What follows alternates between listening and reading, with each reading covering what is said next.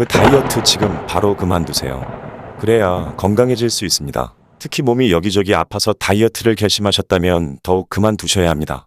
아니, 이 사람이 뭐라고 하는 거야? 다이어트를 그만두라니? 만약 고무줄 몸무게로 수시로 요요를 겪고 있으며 두통, 피부에 가려움 등 알 수 없는 증상을 겪고 있으시다면 이 영상이 도움이 되실 거예요. 더 알수록 더 건강해지는 더더 건강입니다. 네, 비만인 분들 어떤 다이어트를 해도 성공하지 못하시겠죠. 우리 중 음식을 평생 통제하며 살 수 있는 사람이 있을까요? 굶는 다이어트, 일반식 대신 무엇을 먹는 다이어트는 절대로 성공할 수가 없습니다. 잠시 살이 빠지는 것 같을 순 있지만 결론적으로는 건강 상태는 더 좋지 않은 방향으로 가게 될 거예요. 저는 단연간 영양식, 영양제를 판매하는 제조 필드에서 일을 해왔지만 건강하지 못했습니다. 그러던 중 영양학을 공부하게 되었고 약과 수많은 건강식품에서 찾지 못했던 건강을 되찾아가고 있습니다. 잠시 제 사진 보여드릴게요. 어떤가요? 달라진 것 같나요? 다이어트 성공보다 놀라웠던 건 20년차 피부 알러지, 비염, 그리고 이유 모를 가려움증, 그리고 공황장애까지 함께 사라졌다는 사실입니다. 정말 놀랍지 않나요? 저는 업계에서 일했기 때문에 매년 체중 감소를 위한 시장에서 수천억 달러가 소비됨을 눈으로 확인했습니다. 하지만 다이어트 제품을 추천할 수가 없습니다. 만약 어떤 다이어트가 정말 효과가 있었다면 그 엄청난 매출로 종지부를 찍지 않았을까요? 새로운 다이어트법과 식품은 늘 이슈지만 몸의 컨디션은 점점 엉망진창이 되어가고 있죠. 제품을 고를 때 당장 변이 나오고 당장 체중이 1kg 줄어드는 것에 집중하지 마세요. 자, 이런 다이어트 어떠세요? 허기가 아니라 포만감을 느끼며 늘 다음 식사에 무얼 먹을지 기대하면서 살이 빠진다면? 칼로리를 계산하지도 않고 배불리 먹어서도 날씬한 몸매, 빛나는 피부를 가질 수 있다면요? 그렇게도 다이어트가 가능한가요? 믿어지지 않는데요. 그럼요. 우리가 다이어트를 실패하는 이유는 칼로리 계산, 충분하지 않은 영양 섭취, 인슐린 저항성, 호르몬 불균형 때문인 경우가 많거든요. 지난번 다이어트 성공했었는데 연말과 새해에 폭식을 했더니 요요가 와버렸지 뭐야. 이번엔 기필고 체중을 유지하리라. 근데 이번 다이어트가 끝나면 뭐 먹을까? 2kg만 더 빼고 나면 피자 딱 한 쪽과 시원한 맥주 한 잔. 네. 만약 이런 생각을 하고 계시다면 다이어트가 제대로 될 수 있을까요? 자신을 배고프게 만드는 건 정답이 아니에요. 이것은 나중에 폭식을 불러오고 보상 심리를 통해 에이, 한 번쯤 하며 더 먹게 만들어서 체중 감량의 악순환을 가져오게 합니다. 굶고 먹지 않아서 체중이 1, 2kg 줄어드는 건 아무런 도움이 되지 않아요. 오히려 우리 몸의 세포는 굶주리게 되어 있고 영양실조가 되고 수분만 빠져나가는 격이 됩니다. 어렵네요. 그럼 어떻게 해야 하죠? 네, 비만이시라면 살은 꼭 빼야 합니다. 수많은 연구에서처럼 비만은 외모만의 문제가 아니기 때문인데요. 수많은 질병의 원인이 되는 게 바로 비만입니다.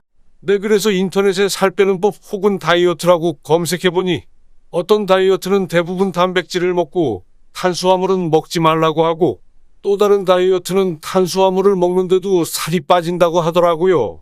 또 어떤 정보는 단백질은 독이 되니 조금만 먹으라고 하는데 이 둘 모두가 옳을 수 있을까요?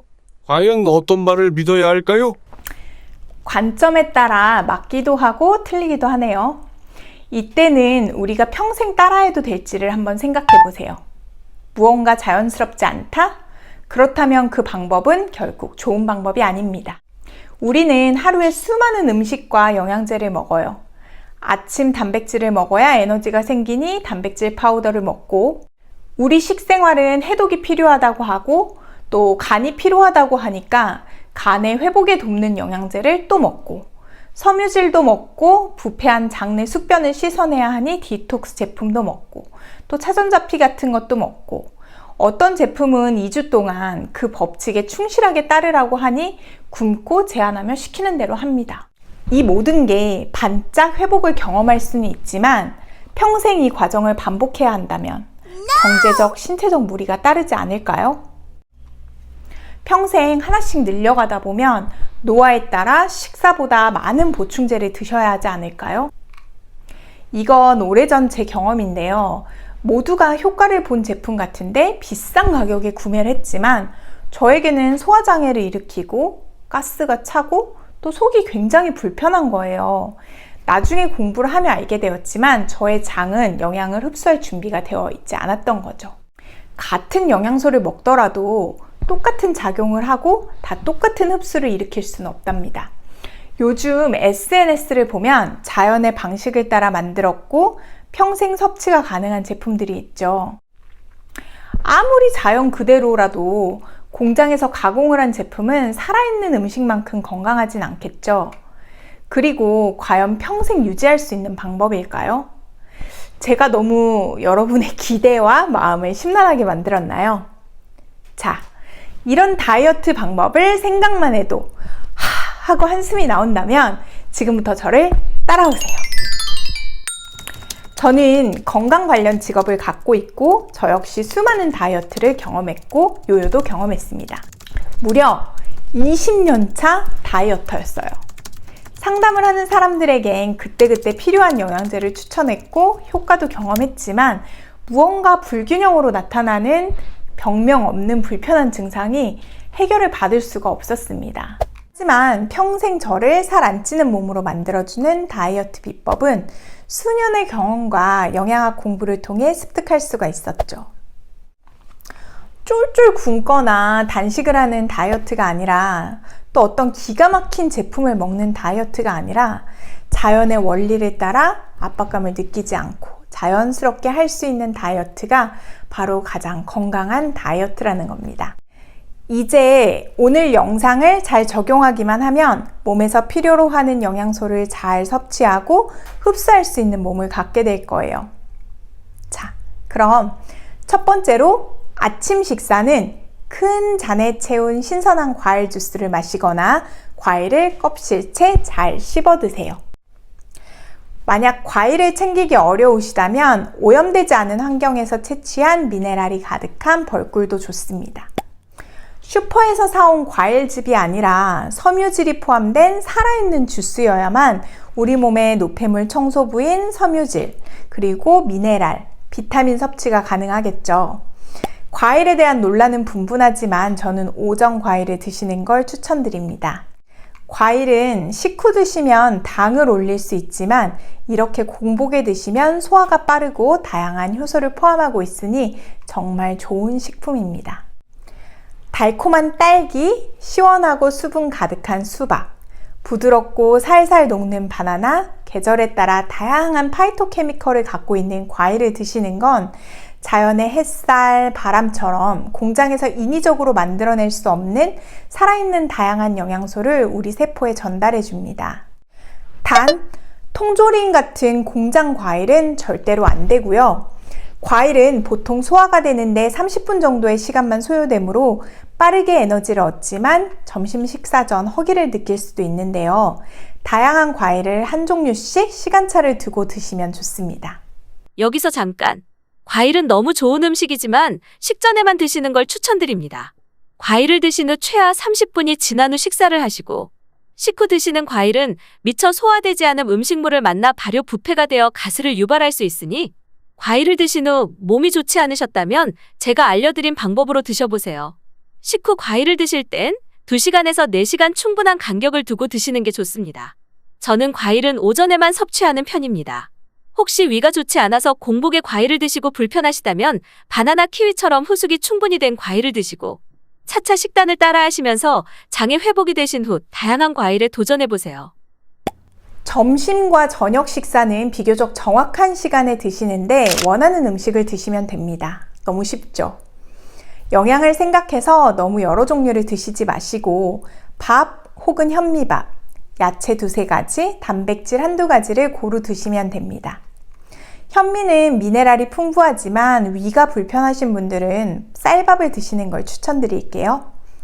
만약 속이 늘 더부룩하고 소화가 어려우시다면 야채는 2가지, 단백질은 1가지로 제한해 주시고 차차 몸의 반응에 따라 회복하시며 늘려보시는 것도 좋겠습니다.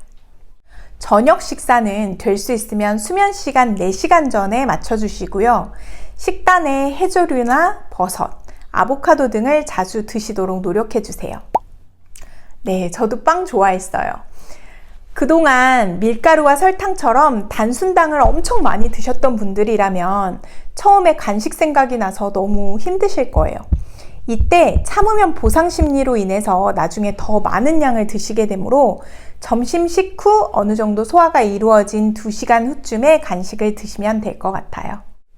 건강에 좋은 음식이지만 당기는 음식을 섭취하셔도 대사가 잘 이루어지는 몸은 해독 가능한 정도이니 걱정 마시고요. 과일과 충분한 영양소를 균형 잡히게 드시다 보면 점점 이런 간식에 대한 욕구가 줄어들 거랍니다. 정해진 시간 일정하게 굶지 않고 먹어주시는 게 중요한데요. 이렇게 되면 우리 몸은 뭐든지 과하게 저장하려고 하지 않고 안정적으로 필요한 만큼만 저장하고 또 대사하게 될 거예요. 인슐린 저항성, 호르몬 불균형 등 여러 가지 문제를 일으킬 수 있는 원인들도 차차 좋아지는 거고요. 이렇게 먹어도 되냐고요? 물론입니다. 다이어트 하시는 분들은 음식을 드시라고 하면 정말 불안해 하시더라고요.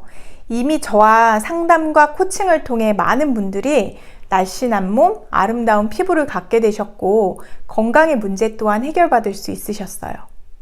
다소 어렵게 느껴지거나 직장인이라 주로 외식을 하니까 불편하신 분들이 있으실 텐데요. 예를 하나 들어볼게요.